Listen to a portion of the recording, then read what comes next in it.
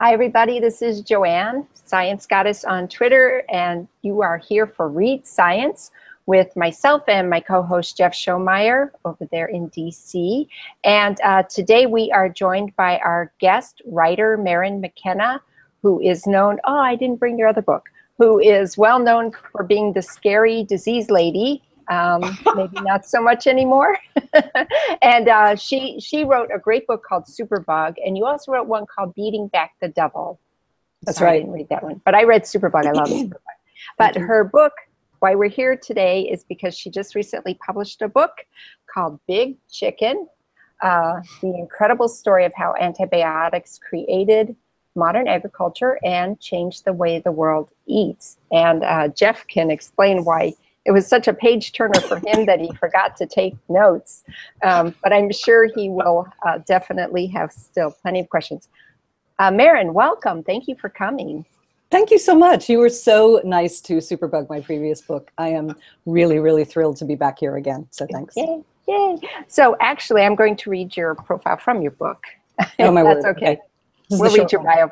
The short one, yeah. So Maryn McKenna is an award-winning journalist and author specializing in public health and food policy. Her work has appeared in all the places our guests tend to appear: National Geographic, the New York Times Magazine, The Atlantic, Wired, Scientific American, and Slate, among other publications.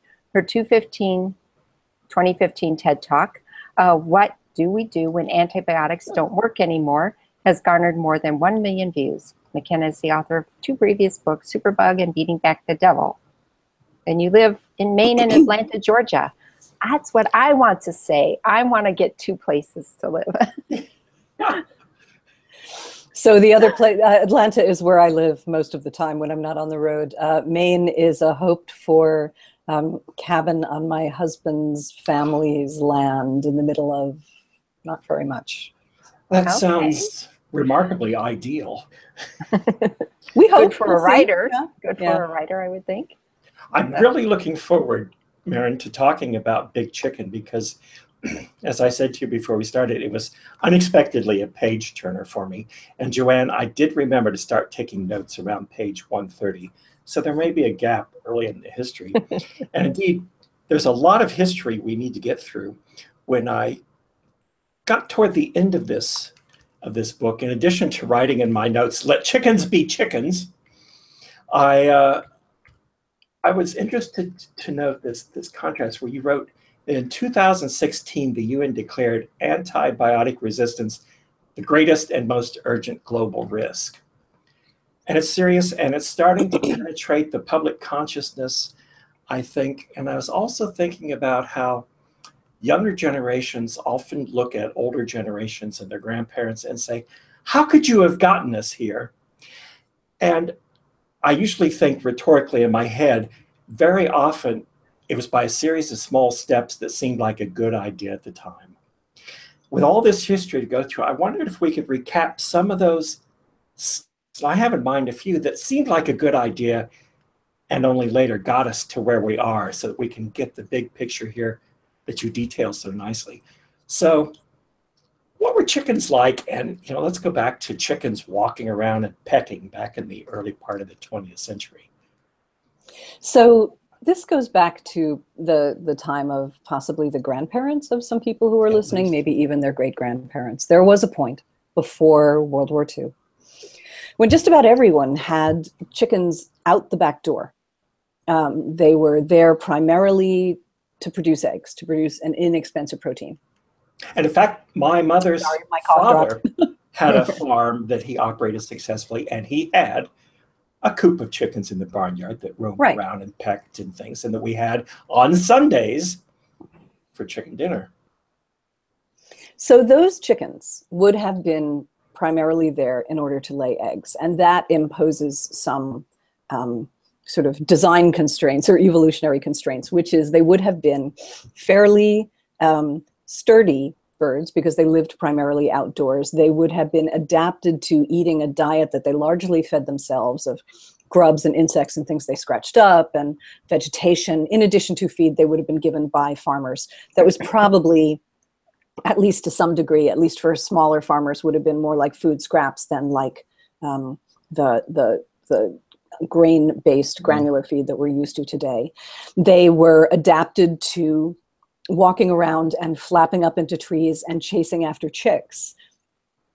And the consequence of all of those, of all of that evolutionary adaptation to that situation, is that they were pretty chewy. Yeah. They also would have been mostly dark feathered, or at least red feathered, because when a hen has been chasing around for 2 years of her life around clutch after clutch of chicks, her flesh, once she gets to the point of being killed, when she's kind of out of eggs, when she's a spent hen, as they say, her flesh might have a great deal of flavor in it from being worked so much and having so much circulation going through it, but it probably isn't very abundant. And it's probably pretty tough from getting all that exercise. So for the most part, before chicken became industrialized, chickens were things that were not really very delicious, except in the case of baby roosters, which, you know, if you're going to keep a flock of chickens and you want the eggs to be fertilized, you need one rooster, but you probably don't need very many more, and they'll fight if you have them. So a thing came about in the 30s where farmers would feed up the excess roosters and sell them young, before their secondary sexual characteristics were fully explicit, and those are what in old restaurant menus you could see as spring chickens, as in they were born in the first clutch in the spring. So the problem with those, with the hens, with backyard hens or small farm hens, was that they were upright and skinny and not very well muscled. They didn't actually have a lot of flesh on them, and that flesh would have been not super delicious to eat. And so as chickens became the industry of the chicken industry in a number of ways had to change birds' conformation, really, as well as the speed and reliability with which they were produced in order to make them a consistent and tasty crop. Would have had a lot of varieties. There were a lot of different varieties of chickens that were raised at the time too, weren't there? That's right. In fact, in one of the chapters in the book, I talk about a guy whom I just adore. His name is Frank Reese. I think of him as kind of a priest of chicken, and he lives by himself in the middle of nowhere, Kansas. I love that farm. Yeah. He has devoted his life to maintaining what we would probably call standard bred or heritage birds, but birds of all shapes and colors and conformation that are not just free range around his barn and farm, but like totally own his farm. He just happens to live there. And he does this because for some inexplicable reason, he just feels a really deep emotional connection to poultry, to chickens and turkeys. But he lives remotely for reasons that we'll probably get to. Yeah. So he thinks that that the industry will someday want again the genetics that his birds represent, which are genetics that were rejected when chicken was turned from an individual backyard crop into a large industrial crop, and the genetics of chicken were hybridized and standardized and essentially became intellectual property. You know, I think of him when I read that, the first thing I thought of is he's like the Svalbard seed bank of chickens. He is, in fact, he's a seed saver of chicken. That's right. Yeah. A seed, and crucially, a seed saver of open source genetics. Yeah. These are the heritage genetics that, you know, are the inheritance of all of us, but that really are no longer present in the industrial scale chicken that we grow and eat today. You know, and actually one thing that I was thinking when I read your book, I was thinking of Rob Dunn's latest book, which is Never Out of Season, and just about the immense ecological consequences if all of our food supplies are of like very minimal genetic lineage.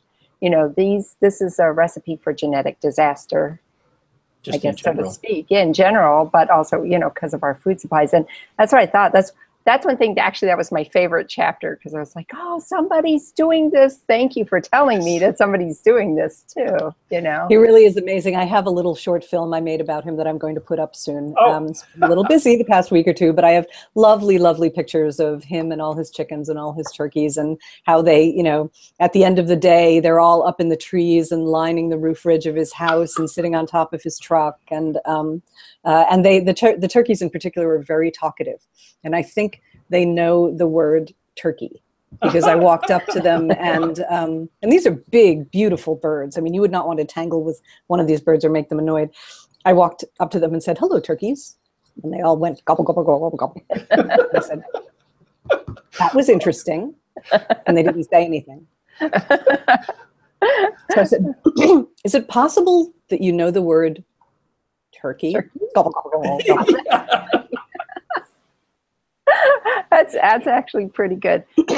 So we talked about these things. So how did we get where we're having now our standardized chicken, somewhat plain? You know, what the premise of this book? The fascinating thing about this history is that poultry production turns out to be the source of and the product of really a really interesting rolling series of innovations, all of which, as Jeff said, seemed like good ideas at the time.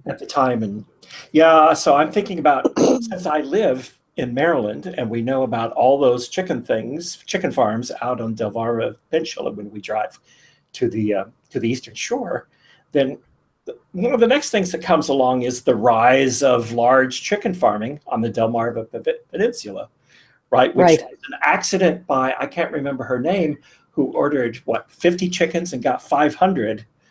And she was ordering hens. So, right. So here's where these innovations start. I'll back you up a little bit. Yeah. Really, the first innovation is that someone invents an electric incubator, which allows farmers to take hens from having to brood their eggs, to sit on the eggs to hatch them.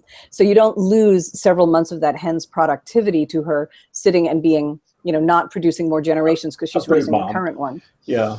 Then there's the synthesizing of vitamins, because until vitamins could be added to feed, farmers couldn't keep chickens alive over the winter when they had to be closed away from the outdoors and the sunlight. So then you get a 12-month crop. Then comes the hero or villain of my story. Actually, maybe Cecile Steele comes before this. So the person whom you just mentioned, Mrs. Wilmer Steele of Ocean View, Delaware, who is an egg farmer, but accidentally gets too many chicks for the next generation of hens on her farm. And instead of 50, she gets 500, and she doesn't want 500 laying hens. So she decides to raise them, to feed them, and raise them as meat chickens, which no one would have done to that point, because hens' ability to lay eggs was more valuable, because, for reasons we'll get to, chicken was not yet considered that desirable a food. So she grows them up, she kills them young, she establishes a market for them, primarily in New York City, which becomes a center of chicken consumption because of the very large Jewish population. Because at that point, Americans' favorite meat is beef. Yeah. Now our favorite meat is chicken. But of course, so Jews are looking for a tasty Sabbath meal, something celebratory. And they can't eat pork for obvious reasons.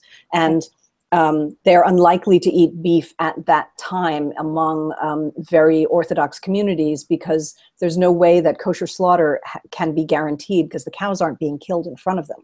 Right. But chickens are small enough and portable enough that you can bring them into the city live and kill them in front of the customer. And so ritual slaughter is...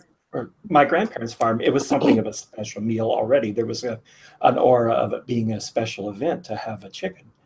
Right. So for Jews, this would be the Sabbath meal on Friday. For Gentiles, it would be Sunday lunch, right? That we would have chicken as a special thing. Exactly. But there still isn't that much availability of chicken, and that's where the hero or villain of the story enters. Thomas Jukes, a chemist, a specialist in the dietary needs of chicken, who happens to be working for one of the companies that start the antibiotic era. His company, Letterly Laboratories, part of the post-war company American Cyanamid, make chlorotetracycline, or the trade name is aureomycin.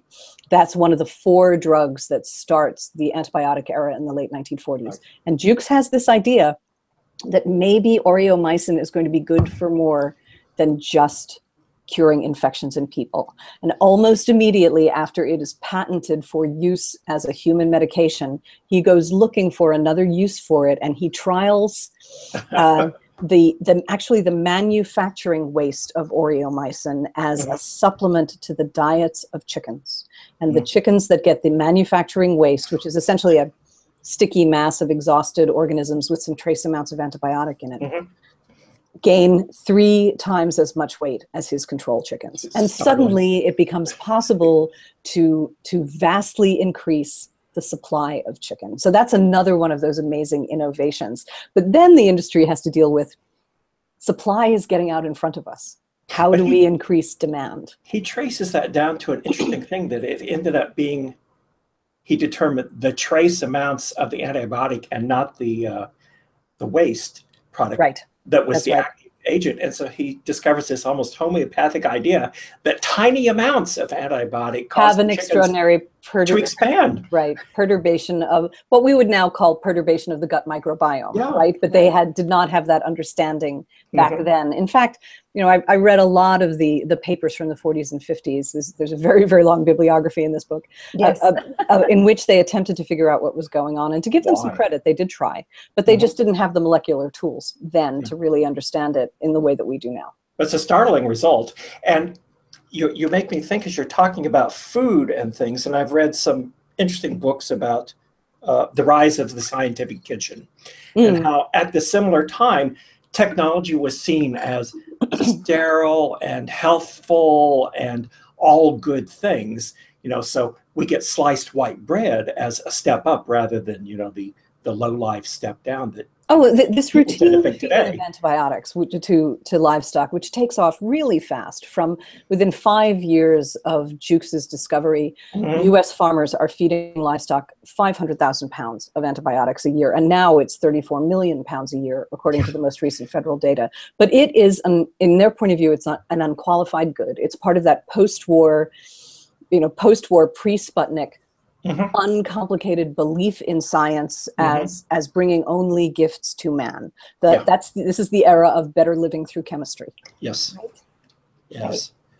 Okay, and then we have, I can't remember the names very well, but we have vertical integration is the next thing I'm thinking of in Georgia, right? Right, another innovation. So a feed dealer from a very poor family named Jesse Dixon Jewell. He comes from the very unproductive hills of northeast Georgia, which have been completely unable to catch a break since the Civil War. And so you mentioned Cecile Steele and Delmarva and how the Delmarva Peninsula became a center for chicken raising. Well, the thing about Delmarva, if you've ever been there, there's only one road in and out, pretty much, maybe 2. So when at the beginning of World War II, when suddenly there was this vast spool up in military personnel being sent all over the world, the US government looked around for ways to feed the troops efficiently and looked at Delmarva and said, right then, we are nationalizing your chicken production. They made themselves the sole customer of Delmarva. Too successful. Another case of, in a way, small perturbations that lead to very large foods. So since Delmarva, which has been feeding the New York City chicken market, is suddenly taken out of the equation, that gives a boost to other places that are starting to grow chickens, which is Northeast Georgia, and also Arkansas, which will later be the birthplace of Tyson. So Jewell, whose family is very poor and really struggling in this very struggling area, gets the idea to create a new type of company in which previously there was a feed dealer and there was someone hatching the chicks and there was someone hauling the chicks and there was someone slaughtering the chicks and there was someone packaging the chickens and selling them. He puts all of those into one company vertically, and he becomes the company who buys the grains, owns the mill, mills the feed, brings it to farmers, hatches the eggs, takes the chicks to farmers, collects them when they're done, which is not very long after, brings them to a slaughterhouse, owns the slaughterhouse, slaughters the chickens, packages the chickens, distributes the chickens, and negotiates the contracts with the points of sale. All that's left to the farmers in a kind of sharecropping in animals is the land, the buildings, the debt to put up the buildings, and the manure. So the manure later becomes very important in our story. A good business model for Jewell, not so good for the chicken farmers yet. Correct. It's not going to go that well for them. And actually there had to be a shift for the general public to start buying chicken. And during So- this time when you were talking about that, I learned a new word, acronized. I'm like, Isn't this bizarre? The story. I didn't know love this word the ever. story of acronizing, although it horrifies me so much. Yes, It's so- horrifying. no idea. So there's all kinds of things that are, all of these effects are sort of rolling over each other. So before we talk about, the thing that I want to say is that's really persistent in this story that actually someone who was interviewing me pointed out, and it was such a revelation. It was Dina Shanker of Bloomberg, and I'm so grateful to her for thinking of this. There's a whole bunch of points in the story of chickens becoming chicken, where supply gets out in front of demand. And Yeah. the industry has to figure out how to stimulate demand. So Jukes is one of those moments when he organizes chicken so that Jukes is one of those moments when he makes chicken faster to produce with his promoter antibiotics. But nobody Jewel wants is a one. chicken. Jewel is one when he reorganizes the industry to be more efficient. The Chicken of Tomorrow contest is one. Yes. I love the Which Chicken is- of Tomorrow contest. I can't even say that out loud without laughing. It sounds like something out of the Jetsons, right? It is, But exactly. In between But 1948 this and is 1951. almost the era of fairs with perfect, beautiful baby contests and Right, exactly. perfect family contests. So there's a social context for this. So the USDA and the A&P supermarkets Mhm. sponsor a contest, the goal of which is to create a chicken that more people want to eat. Because chickens are still primarily more adapted to egg laying than they are to being meat chickens.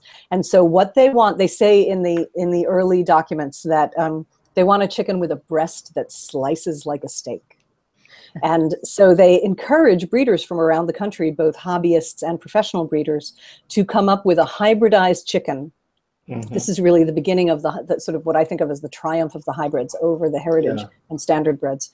That Really gets out has of hand. the kind of chicken that would look familiar to us today, which has a very big pouty breast, because in the United States we really like white meat, that is much more docile, that is much less inclined to exercise, that probably doesn't need as much immune protection because we're going to start putting them into closed barns. And these tinkerers and breeders completely transform the modern chickens into what we think of as the modern broiler. And to this day, most of the chickens that are produced in industrial scale production are descended from the chickens that won the Chicken of Tomorrow contest. So now suddenly we've got a chicken that more people want to eat. And that's where acronizing, this amazing story, enters the picture. So the question now is, now that we've got this tasty chicken, how do you get it to more people? Well, chicken's a raw food. And it spoils easily. It's already being fed lots of antibiotics, thanks to Jukes's invention. It's actually Jukes's company who are originally responsible for this. They get an idea to do one more sale of their antibiotics, and it's after the chicken, not having been fed them throughout their lives, the chickens now get one more dose of antibiotics after they're dead. They are slaughtered, they're cut apart, or at least plucked, so they're like whole, but ready to cook, and then they get dipped in a solution of chlortetracycline and packaged. And the industry was incredibly proud of this, that you would now have raw chicken or fish, it was routine for both of those protein foods, that could last in a grocer's cold case for weeks instead of for days, because the antibiotic kept down the development of spoilage bacteria on the surface of the meat. And that nobody thought, that everyone thought this was a fantastic idea. In fact, so fantastic that at first they tried pumping antibiotics into animals before they were killed. Yes, especially for pigs and pigs and cattle. But they decided first that it was too unpredictable because it wouldn't perfuse evenly, and they couldn't get the cattle to stay still long enough. But also that it was like they were using too much antibiotic and they could save antibiotic if they just took the animal apart and dipped it afterward. And it's not until the mid-1960s when a suspicion of all food additives starts to rise for a number of reasons, because of the publication of Silent Spring, the discovery of of uterine cancers linked to diethylstilbestrol, which is being given to cattle as a growth hormone. Arguments over saccharin and other artificial sweeteners, that people start to turn against acronizing. But for 10 years, acronizing was a thing that everyone was incredibly proud of. I have a whole bunch of advertisements like that I bought off eBay. Yes, exactly. The company literally actually, and Pfizer also had a similar process a little later on. They ran a very sophisticated advertising campaign. They hired a Madison Avenue Mad Men style ad company ad agency to advertise acronizing. And there were these beautiful magazine ads with very aspirational looking displays of dinner and gorgeous, gorgeous chickens. And they all say something like, "Your chicken is fresh and country sweet," and it's acronized. And there's this suggestion that, this is more sort of like technology is an unqualified good. And they never say in the ads that it's antibiotics. And individual grocers, I have all these ads from old newspapers, the kind of ads that used to run like on a quarter of a newspaper page. And they have little pen and ink drawings. Yeah, little pen and ink drawings of the, ham on special this week. We have pineapples now, things like that. And then it would say, "And our chicken is acronized." Yes.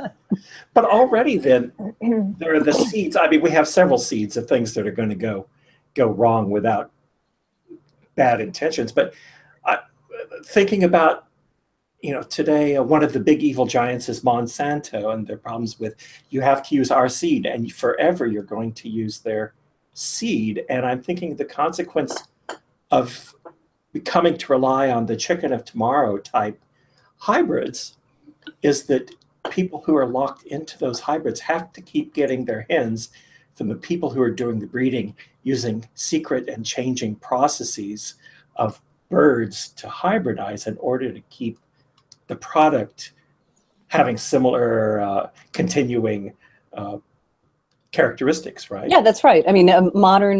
Modern chickens and turkeys are like modern hybrid seeds. Yeah. If they can mate at all, they don't breed true. So to keep having a consistent supply of chickens that grow at the same speed, to the same weight, with the same conformation, you have to keep going back and back and back to the owners of the intellectual property. All of the broiler types that are grown in the world today belong to two companies. Now, a brief pause here. We still have a few more steps of good intentions leading to bad things and then nasty discoveries. And a lot of people will come to this book perhaps with the, my God, what have we done with antibiotic resistance? And about at this point, I think I was telling a friend about this, and he's like, "I don't even want to read that book. It's just too depressing. He knows what's going on." I'm saying, by the time I got to the end of the book, so here's a little bit of foreshadowing that says, you know what? I was delighted. The book ended for me very optimistically. So there's good yet to come, but we have some more horrors to go through first, right? I think of it as a story that goes to some really dark places, but ends up in a kind of positive place. We're still in a sort of like keep watching the skies kind of moment. Oh, no. It's not as bad as it could be. So actually, let's see. Should we talk about the bad stuff or the good stuff? I love the chapter where you were in France.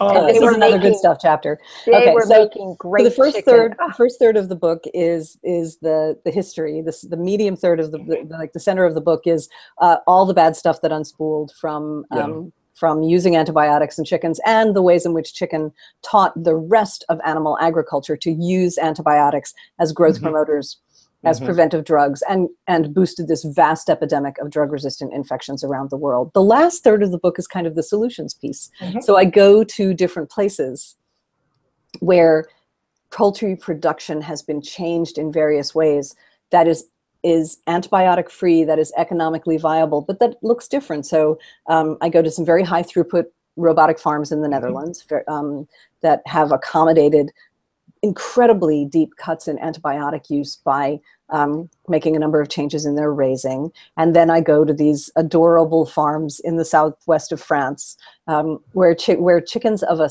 type that are a hybrid that are owned, that come from those same two companies, but that to our eyes would look like a heritage chicken. They're upright, they're slender, they have colored feathers. Their distinctive thing is they have they call them kunu, naked neck. They have no feathers from where their ears would be down to the top of their necks. And they are raised in very small sheds and allowed to roam freely in pine forests during the day. And they're incredibly sturdy, and they, you know, flap up into the trees, and they eat their own bugs and so forth. And they naturally return to their shelters at night. And these chickens, this chicken mode of chicken production, is protected by the French government under a seal that in French is called the red label. And they are the Sunday lunch chicken of France, for the big meal in which all the family comes together at the end or beginning of the week. And no one would roast anything but a La Belle Rouge chicken. People are designing these farm experiments based on new understanding and some of the problems that we perceive. So they're not haphazard, I would say. It seemed like they're understanding how to separate the chickens, how to reduce certain things, how to keep them healthy,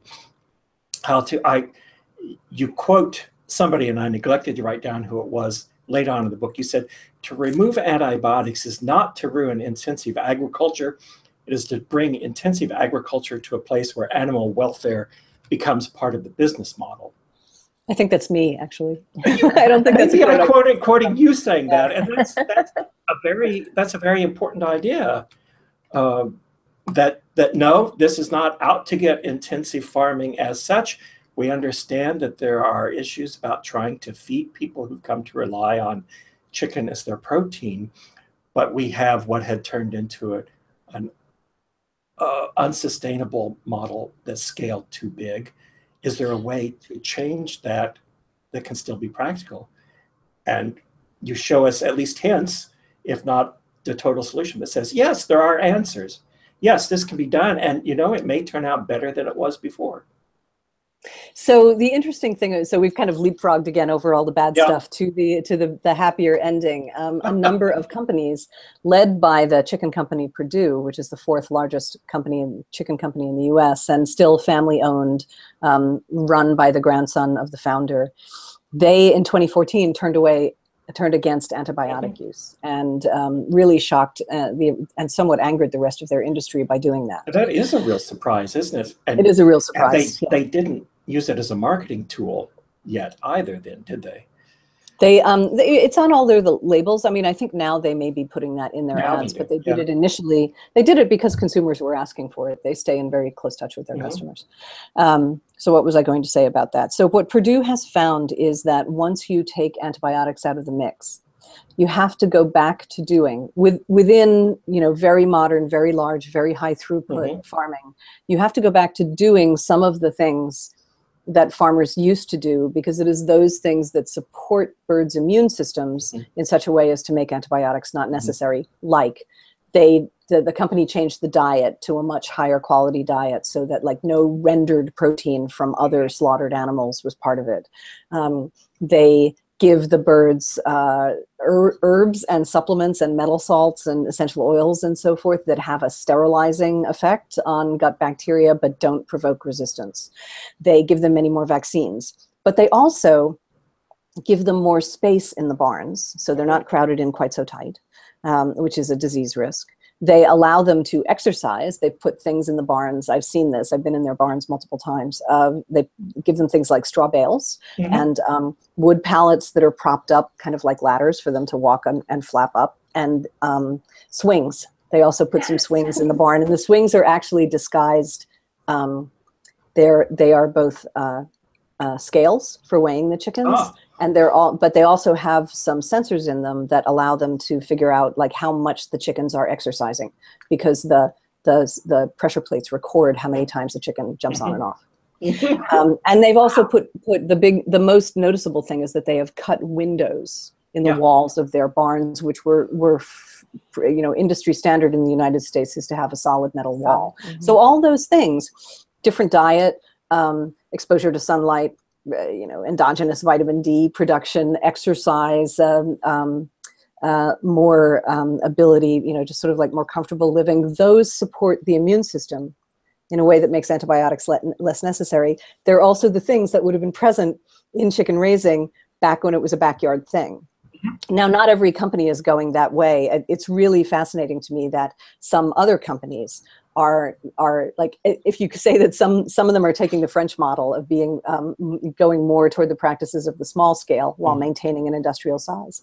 Some are going toward the Dutch model of being very hands-off, roboticized raising on the theory that what transmits the most disease to chickens is handling by people. So if you reduce human handling, and there are some barn prototypes that I have been in which the birds are only touched once between. They're not touched until until they're touched in the shell, and then they're not touched again until the day they're killed. And all the rest of their hatching and raising and feeding is all done robotically, right to the day when the surface on which they're growing starts to move, and it turns out that it's a conveyor belt, and it carries them to the end of the barn and drops them into the crates that will be driven to the slaughterhouse. That's But you make a point that goes by quickly, but would encourage a lot of people reading this, that the big change at Purdue is basically customer driven. It was completely customer driven. And this is really a fascinating part of the story, I think. And it's one of the things that makes this, as dire as antibiotic resistance is, and we can talk about that. The good news in this story is that consumer pressure really caused this change. Now, Europe controlled antibiotic use in agriculture more than 10 years ago with mixed results, mostly positive. There are some spots where people like skate by the rules, but the United States first attempted farm antibiotic control in 1977, lost out thanks to political pressure, held it at bay. The industry held it at bay for more than 30 years. And then both the companies turned over, but also the Obama administration made it possible for companies to act. And I really believe that what's behind both of those phenomena is that a consumer movement was growing that insisted on antibiotic-free meat and made it safe for both the government to move and for the companies to respond. I wrote down another horrifying quotation from just about this point, where you're talking about 1976, Donald Kennedy's big push to do something about antibiotic resistance. The industry is in an uproar, and you quote, let me see who it was, a representative of American Cyanamid as saying, there are no widespread epidemics of untreatable diseases among humans because of antibiotics in livestock feeds. Apparently he's fine until there's an uncontrollable epidemic of antibiotic resistance. It's like, really, it has to get that bad before he's willing to, well, not willing, he's never going to be willing, maybe, but I don't know. It's just like, well, I don't see what the problem is. There's not been a major epidemic yet. There was a lot of I don't see what the problem is. In fact, if you know public health history, which not very many people do, maybe that's a bit of a niche issue, but the arguments in favor of maintaining animal antibiotic use over the years sound more and more like the arguments for continuing to sell tobacco. It's the same language over and over again. No clear effect, more research needed. Over and rinse, repeat. Toxic chemicals, anthropogenic climate change, whichever has a large industry behind it, right? But there are these currents, and why would you read Big Chicken for its horrifying indictment of an industry gone evil, if not for all of the last third of the book, all of these currents of things to say, no, there are hopeful ways out. There are things that can be done. The consumer does have some power. I don't know. I was sort of overwhelmed almost emotionally by reading these different solutions at the end of people trying different things, of having some successes, of finding some acceptance that allows them to grow a little bit, and that these sound like things that could perhaps lead us back to sanity. That's a very I hope so. Although as much as I think this is a story that ends in a relatively positive place, there really is a keep watching the skies moment at the end of that. And that is that we are talking about having ameliorated the problem of overuse of antibiotics in agriculture just in Western Europe and North America. Right? There's a whole lot of the rest of the world out there, China, in which the economies of the developing world China, India, Brazil, Thailand, Vietnam, are growing. And one of the most reliable signs of a rising economy is that its residents, citizens, start to buy more meat. Because we love meat, we're hardwired to eat it. And so with those enormous populations, billions of people wanting to eat more meat, where's that meat going to come from? It's going to come from the Western-style factory farms that we created. And so, so we have that ever-present complaint. It's like, oh, fine, you've done your growth, you've ruined everything, and who are you to tell us we don't get to grow our economy now? Right. Right. It's exact. I mean, to me, it's very like the arguments over climate change, in which you know, the West, the developed West, says to the global South, you know how we had those big shiny Chevys and all those refrigerators?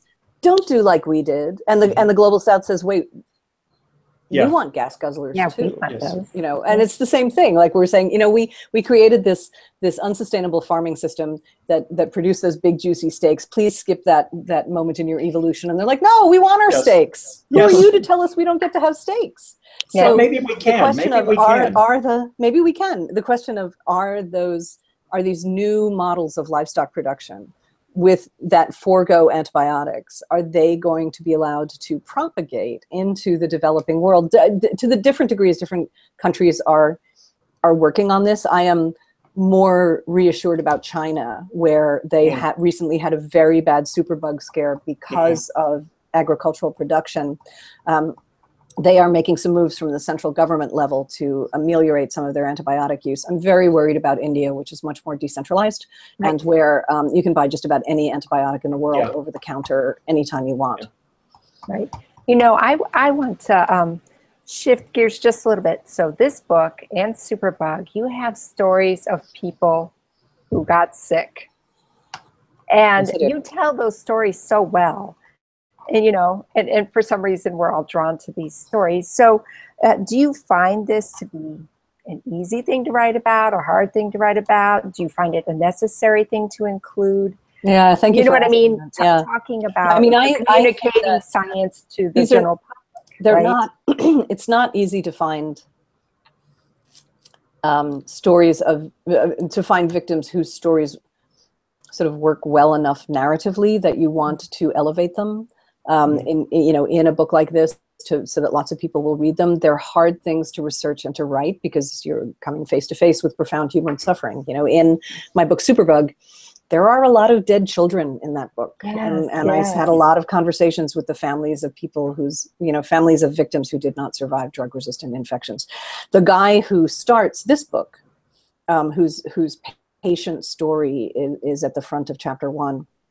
He does survive a devastating drug-resistant foodborne infection, but he is profoundly changed by it, and he's been left with lifelong sequelae as a result. And I tell his story both because it was an exquisitely well-documented and legally confirmed story, but also because he is not extraordinary. He is he's a wonderful man, but he is very representative of thousands and thousands of people to whom this happens to in the United States every day. He himself was part of an outbreak of more than 600 people with identified illness in 30 states and territories. The CDC's multiplier for most foodborne illnesses, if you know of one case, there's probably 30 that were never diagnosed. So there were thousands of people in that outbreak that went on for more than a year. Yeah, it's amazing. So these stories, though, seem important to put in. They are important, because the whole, this is the reason why, you know, that. So I haven't made this explicit, I think, but the whole reason behind why we should care about antibiotic use in agriculture is not just because it created modern high throughput farming that devalues animal welfare and may reduce the nutrition in our food and causes vast, amounts of environmental pollution. We care about it most, or we should, because most of the drugs that are used in animal agriculture are the same ones that are used in human medicine. So bacteria are exposed to those drugs in the systems of the animals. Those bacteria become resistant. They migrate away from the farm through a variety of pathways. At some point, they cause a human infection that cannot be cured because the drug that would be used to cure it has already been used to create that bacteria inadvertently on the farm. So antibiotic resistance is, as you mentioned, as the UN said last year, is a global peril. 700,000 people a year currently die of antibiotic resistance. 23,000 in the United States. In the United States, 2 million people a year see a doctor because of a resistant infection. If we don't get antibiotic resistance under control, the prediction is the death rate in just a few decades will be 10 million people. So now, agriculture is not solely responsible for this. Right. Medicine also misuses and overuses antibiotics, but the only way we slow this down is for all of the realms in which antibiotics are overused to dial back their use to slow down bacterial evolution, because resistance is such a problem that pharma companies are not motivated to make antibiotics anymore. So there is no cavalry in the form of a new drug coming along to save us. We have to deal with the drugs that we have, and the only way we protect them is by reducing their misuse.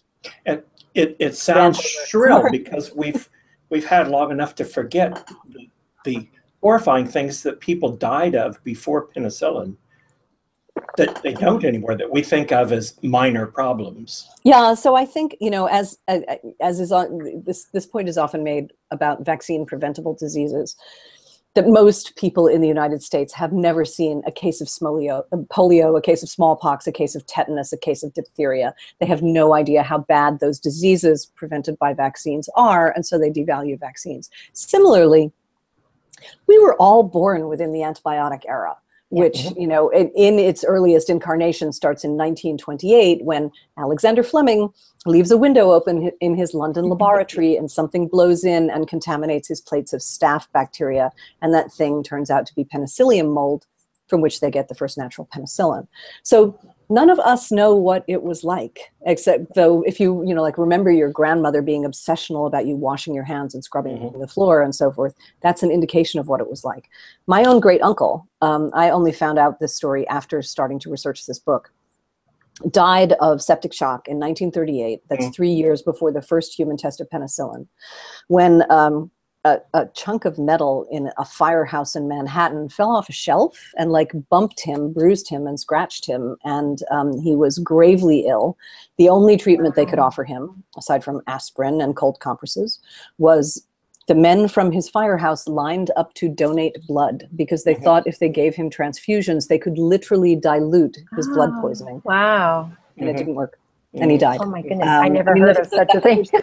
That first person, I couldn't believe, when I read it it's in his obituary from the tiny paper outside New York where he was memorialized, and I had never heard of this either. I couldn't stand it. The first person to get penicillin experimentally, a British Constable Alexander. He went out into his garden and scratched his face on a rose bush. And he was so gravely ill that all his wounds leaked pus, and they had to take one of his eyes out, and penicillin almost saved him.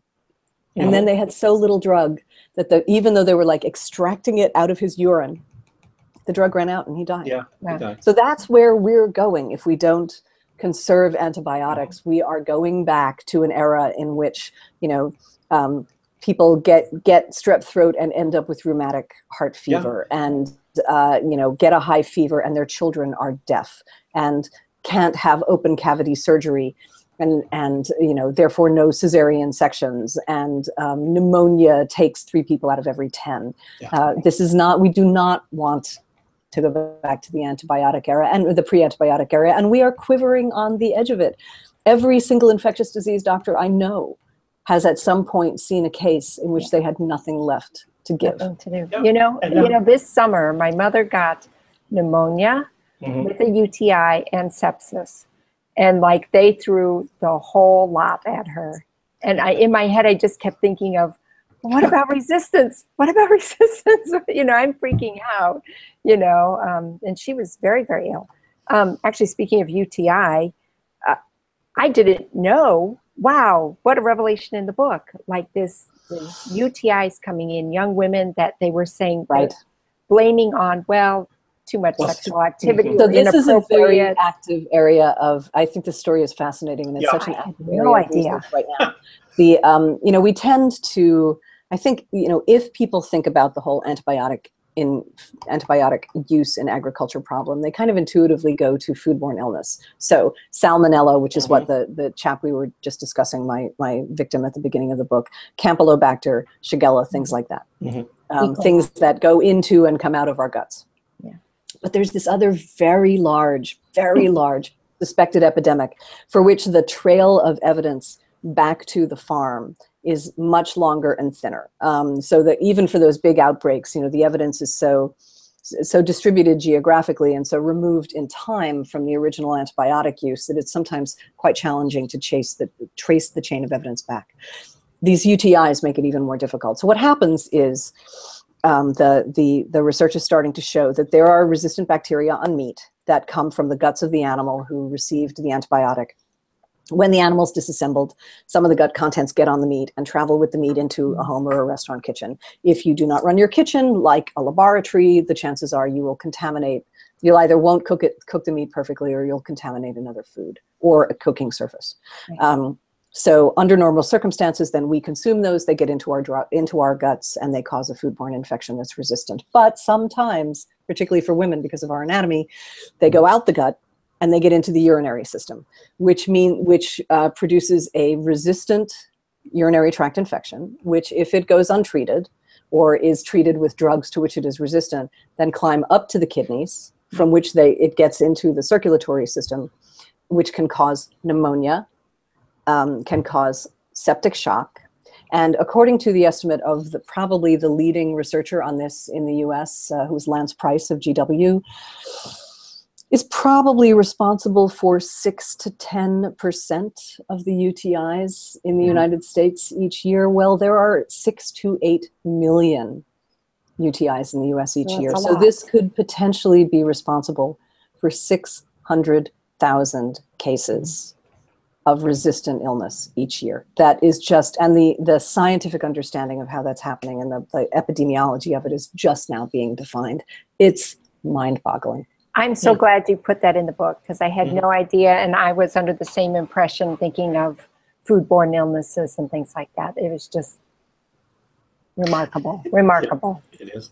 I was reading about, you were describing an outbreak of salmonella in Minnesota, and a scientist, an investigator named Holmberg in 1983. And it was a resistant salmonella. And I was reading it, and I made a note after I read that story about how I read what you said there and the chain of reasoning that he went through as a scientist. And I thought his investigation was remarkable, and his conclusions were undeniable.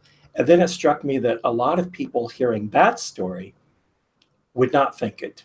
It would strike conspiracy theorists and many people as just a bunch of smoke, and they made the whole thing up, and you can't even, there wasn't even an epidemic.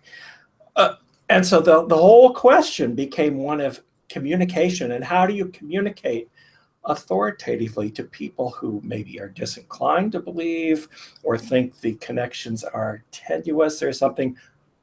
It may be a rhetorical question, because your book does a very good job of, here are the dots, here are more dots, here are lots more dots.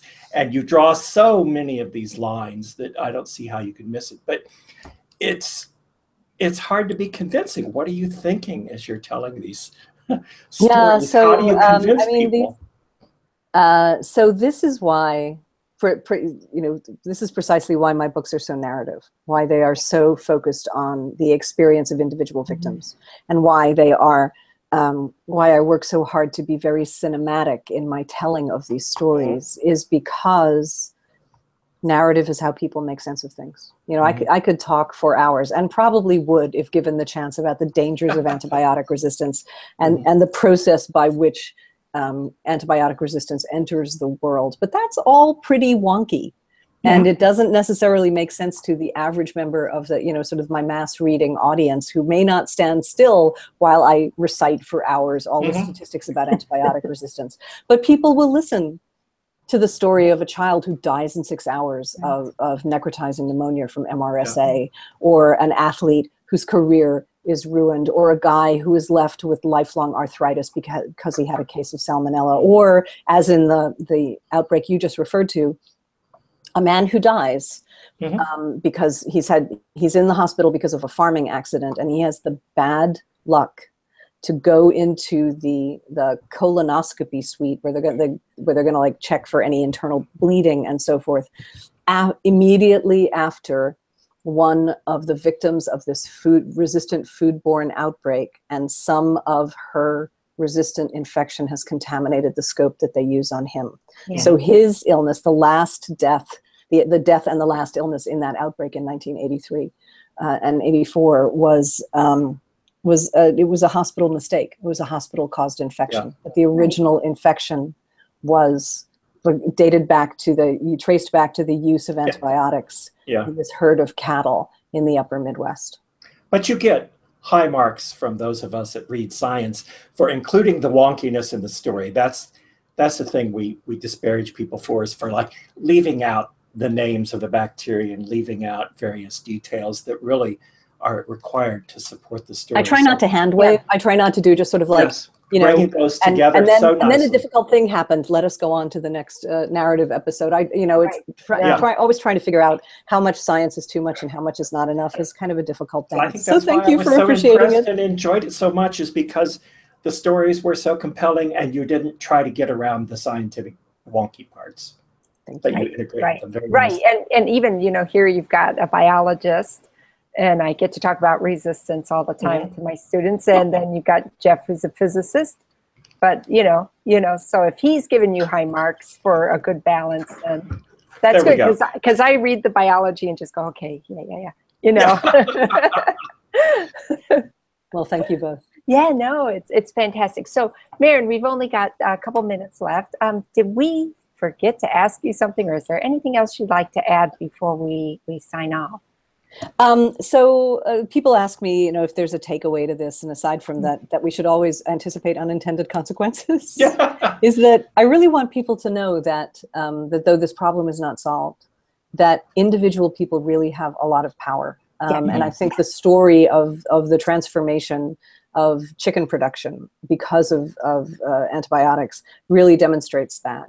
This in the United States, this transformation didn't really happen because of regulation, though regulation happened. It happened because consumers rose up and insisted on change, and companies and the government responded. And so people can, we get to vote with on what we're going to eat on our food system 3 times a day with the money that we spend. So people should, I hope that people will go to their stores and look for antibiotic-free meat, raised without antibiotics, no antibiotics ever. If they can afford it, to support small and medium-sized producers is amazing, because those are the aspirational models that the rest of meat production is reconsidering. They couldn't compete just on cost, but when antibiotic-free becomes a value, they can compete. So this may encourage more small farmers back toward meat production again.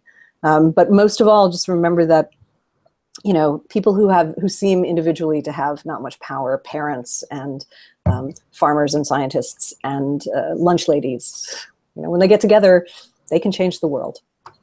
Wow. Well, everybody, we've been talking with Marin McKenna about her remarkable book, Big Chicken. And if you have not read Superbug, I suggest that one as well. She's a great writer. And now you don't have a regular blog anymore, or do you? And I've just I do not. I'm no longer, the contribution situation at National Geographic changed, but I hope I'm in the midst of a very lengthy and painful and granular reorganization of my website, and when that's done, I may have a blog again. And people can read more at bigchickenthebook.com and MarinMcKenna.com. Great. Thank you, Marin, for coming. Oh, thank you both for having me. I loved your book. We both were talking about how much we loved it, so it's fantastic. Thank you. Thank you. Okay, everybody, see you again next time on Read Science. Thanks, Jeff.